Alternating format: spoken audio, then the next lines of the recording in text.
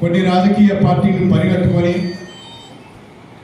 అధికారాన్ని కోల్పోయామనే అక్కసుతో అధికారం వాళ్ళ జన్మ హక్కు అన్నట్టుగా, అధికారం మా కుటుంబం యొక్క హక్కు అన్నట్టుగా చిల్లర మాటలు, చిల్లర వ్యవహారాలు, చిల్లర విమర్శలు చేస్తున్నారు. అసెంబ్లీ ఎన్నికలలో కానీ, పార్లమెంట్ ఎన్నికలలో కానీ, గ్రామ పంచాయతీ ఎన్నికల్లో కానీ, మొన్న జరిగిన మున్సిపాలిటీ ఎన్నికల్లో కానీ, అదేవిధంగా రాష్ట్రంలో హైదరాబాద్ పట్టణంలో జరిగిన 2 ఉప ఎన్నికలలో కానీ విపరీతమైన ధోరణిని అవలంబిస్తూ సభ్యత సంస్కారం లేకుండా చౌకబారు విమర్శలు చేశారు. కానీ ప్రజలందరూ వాటిని తిప్పికొట్టారని చెప్పడం నాకు ఎలాంటి సందేహం లేదు.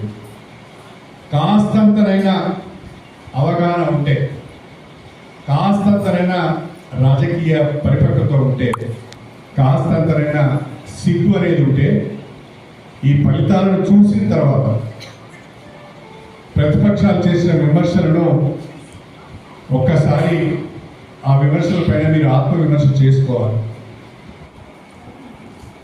మున్సిపాలిటీ ఎన్నికలలో డిపాజిట్లు రాకుండా పోయింది.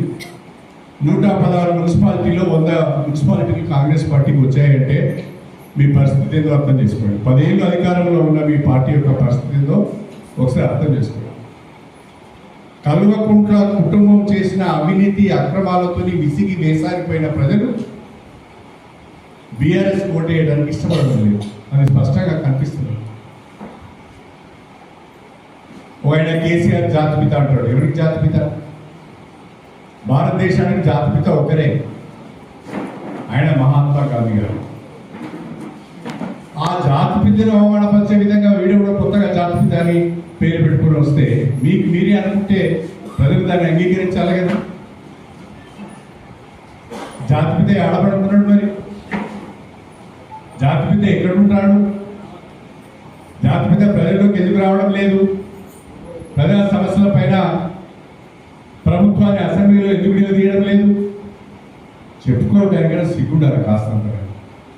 అనేక అవకతవకలు చేసి, అనేక కుంభకోణాలలో ఇరుక్కొని ప్రభుత్వంలో ఉన్నప్పుడు కన్ను మిన్ను కానకుండా అవినీతి అక్రమాలకు పాల్పడి తెలంగాణ వనరులను దోపిడీ చేసి 1000 ఎకరాల భూములను సొంతం చేసుకొని బ్రహ్మాండమైన ఫామ్ హౌస్లు కట్టుకొని, ప్యాలెస్లు కట్టుకొని 1000 కోట్ల రూపాయల ఆస్తులు చెవిటోడికి సంపాదించాలి. మీరేమో మొత్తం తెలంగాణను దివాలా వేయించి లక్షల కోట్ల అప్పులు చేసి కూలిపోయే కాళేశ్వరం కట్టి బ్రహ్మాండంగా ఆస్తులను కూడబెట్టుకొని అధికారాన్ని ఆ కుటుంబానికే పరిమితం చేసుకొని కుటుంబంలో ఉన్న ప్రతి ఒక్కడు ఇవాళ కేసులలో ఇరుక్కుంటే